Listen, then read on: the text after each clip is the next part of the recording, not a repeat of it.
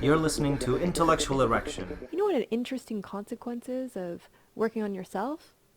Women dig it.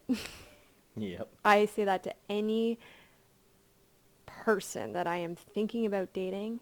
Have you seen a therapist before? Do you do self-reflection? Are you self-aware? How are your relationships? Because at the end of the day, if someone is making a commitment to self, meaning working on themselves regularly, they're a better fit for me, relationship-wise, and a better fit for other women, other people that they want to have sex with. Yep.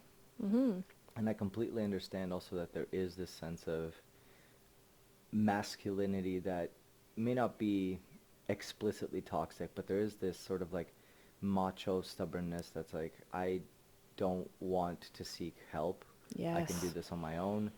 Yeah. And I've been a person who's thought that for a long, long part of my life. I was too stubborn to try to seek therapy for anything. I thought I could solve everything on my own. I have my anxiety issues that I've refused to address out of pride and because they weren't debilitating enough. Yep. And it's only been recently that I've actually begun to go to therapy myself. Nice. It took a damn long time for me to take that stubbornness and that ego, and having been told by multiple partners, you know, that this is something that would benefit me specifically. It's something that I've gone through personally, so I understand where that masculinity intersects with that refusal to seek help externally, because then it makes you feel weak. And weakness is not something that is easily digested by anybody who's been brought up and taught to be a man. Right?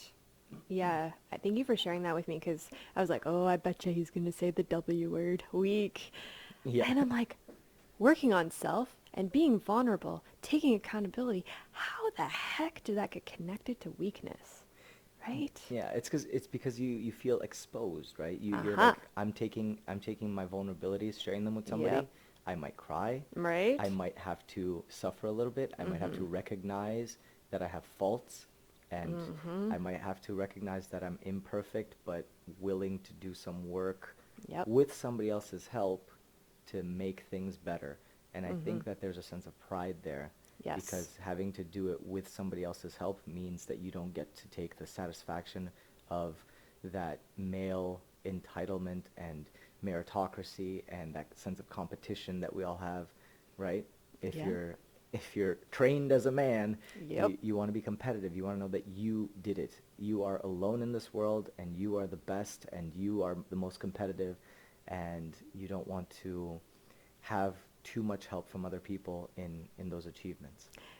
Yeah, you are saying so many important things that I'm glad you're saying, because majority of my clients, unless it's couples work, are women, right? People who identify as female. And so I have direct professional experience of seeing that gap of that is really connected to masculinity and not to appear weak. And I think about the amount of vulnerability that we invite our clients to share with the hopes of them reaching their goal. Well, doesn't that leave you exposed to be judged? Your authentic self to be judged, right? And we have all of us have protective mechanisms on how not to be truly ourselves around people, because if we are, and we are not liked, or get judged, oh my goodness, how painful that could be. And there's always this expression I love is getting comfortable in discomfort, right? And I just think, I just personally want to invite all people who identify as men to gain more comfort in that. That is really, as you are probably aware, really uncomfortable when you're being vulnerable, really uncomfortable challenging masculinity, how you were trained since day one, right? But my guess is that you've had a lot of valuable growth and experiences doing that. And I want to invite other men to do the same. You're listening to Intellectual Erection. A place where we talk about the naughty to stimulate your thinking.